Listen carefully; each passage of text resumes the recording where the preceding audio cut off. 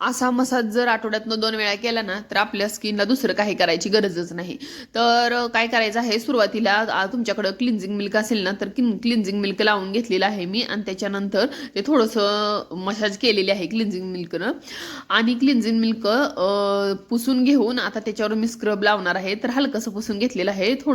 चेहऱ्याला ना थोडासा ओलावा राहावा म्हणजे थोडा चेहरा आपला ओला राहावा ना म्हणून त्याच्यासाठी तसं ठेवलेलं आहे थोडंसं क्लिन्झिंग मिल्क आणि क्लिन्झिंग मिल्कनं चेहरा स्वच्छ करून झाला तर त्याच्यानंतर आपण आता एव्हरीचं स्क्रब लावायचं आहे. तर हा मसाज आपण आठवड्यातनं 2 वेळा केला ना तर आपल्याला दुसरं काहीच करायची गरज नाही. कारण का माहिती का ह्याने होणारे फायदे मी तुम्हाला सांगते.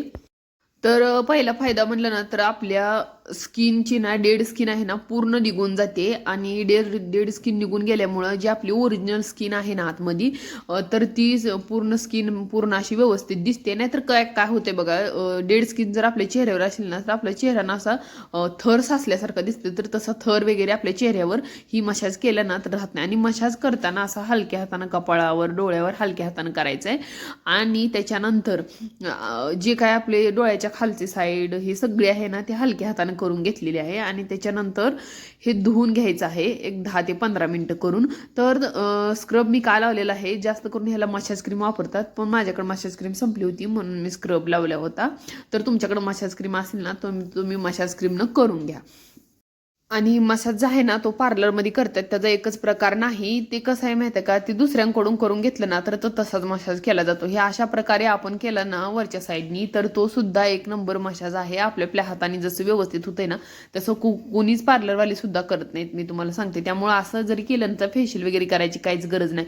आणि आपल्या ओठांच्या साईडला वगैरे ना असं अंगठ्यानं थोडंसं हलकंसं दाबायचं. कसं होतं थोडंसं पिगमेंटेशन आपले म्हणजे भारतीय स्किन आहे ना आपली थोडीशी अशी जास्त ब्राईटमध्ये येत नसते. कोणतंही बघा तुम्ही भारतीय स्किनमधली लोक जास्त ब्राईट नसते आणि त्याच्यानुसार आपल्या स्किनचा इथं जो भाग आहे ना ओटांपाशी थोडासा डल असतो. तर तिथं थोडंसं मसाज करून घ्यायचं कधीही अंगठ्यानं तर त्याचा जास्त फायदा होतोय. आणि धुताना गरम कोमट पाण्यानं स्वच्छ असं धुवून घ्यायचं आणि त्याच्यानंतर ॲलोवेरा जेल वगैरे लावून पुसून घ्यायचं. आणि ॲलोवेरा जेल लावून एक 10 मिनिटांनं धुवून टाकलं तरी चालतंय. आणि नंतर जर आपला रोजचा काय क्रीम वगैरे असेल तरी ती लावलं तरी चालते. कारण हे काय फेशियल वगैरे नाही त्यामुळं कोणतीही क्रीम लावून तुम्ही निवांत राहू शकता कुठेही आरामात फिरू शकता काही होत नाही.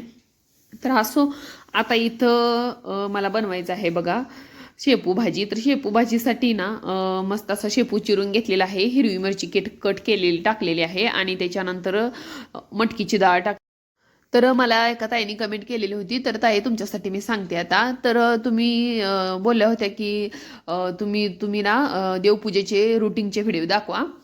तर ते व्हिडिओ मी माझ्या चॅनलवर सोनाली जाधव ब्लॉग आहेत ना तर त्याच्यामध्ये ना भरपूर असे ब्लॉग आहेत देवपूजेचे. तुम्ही सर्च करा की सोनाली जाधव ब्लॉग्स देवपूजेचे ब्लॉग्स असं म्हणलं ना तरी येऊन जाईल. डेली ब्लॉग म्हणायचं म्हणजे तुम्हाला ब्लॉग येतील. आणि भरपूर असं महिन्यातनं 2-4 ब्लॉग तर मी हे टाकलेले आहे देवपूजा टाकलेले आहे. तर त्यात तुम्ही जाऊन बघू शकता. तर आता इकडं माझे शेपू वगैरे म्हणजे शिजून निघलेलं आहे आणि आता मला बनवायचं आहे मसाले राईस. तर मसाले राईस साठी ना मस्त असे हिरवी मिरच्या लांब लांब अशा घेतलेल्या आहेत देठ काढून. त्याच्यानंतर थोडंसं जिरे टाकलेले आहे थोडीशी मोहरी त्याच्यानंतर लांब लांब असा कापलेला कांदा असं मस्त असं सगळं तळून घेतलेलं आहे. हे बघा असं लांब लांब कांदा टाकायचा कधी छान टेस्टी येते.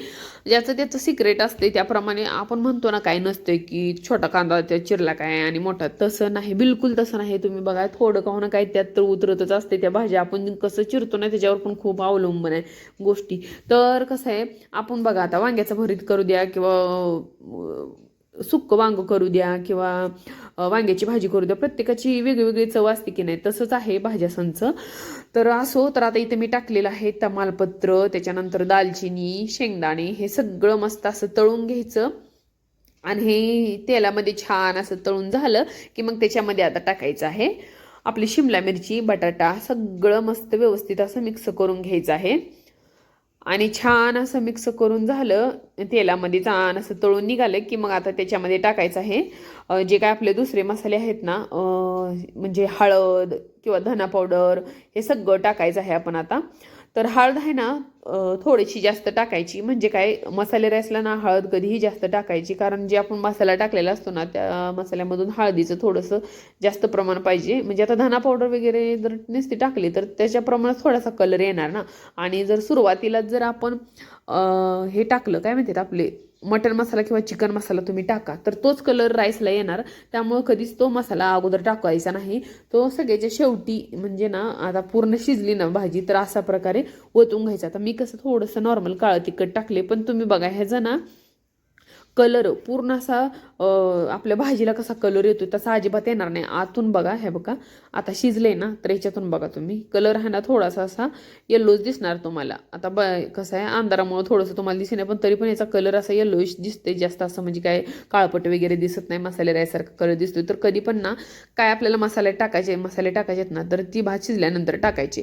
तर आता इकडं चाललेली आहे, मुलांना शाळेला जायची तयारी झाली आहे पोरांची.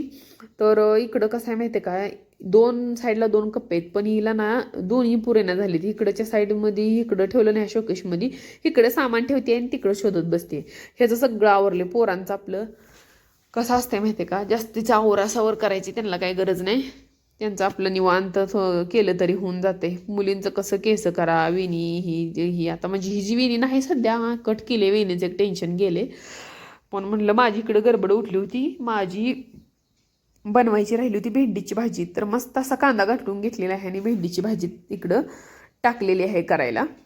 आज काय झालं माहिती का, सगळा स्वयंपाक बनवला नंतर टिफिनची भाजी बनवायला घेतली, त्यामुळे लेट झालेलं आहे. तर असा होता बघा आजचं माझं पूर्ण दिवसाचं रुटीन. भेटूया उद्याच्या नेक्स्ट ब्लॉगमध्ये.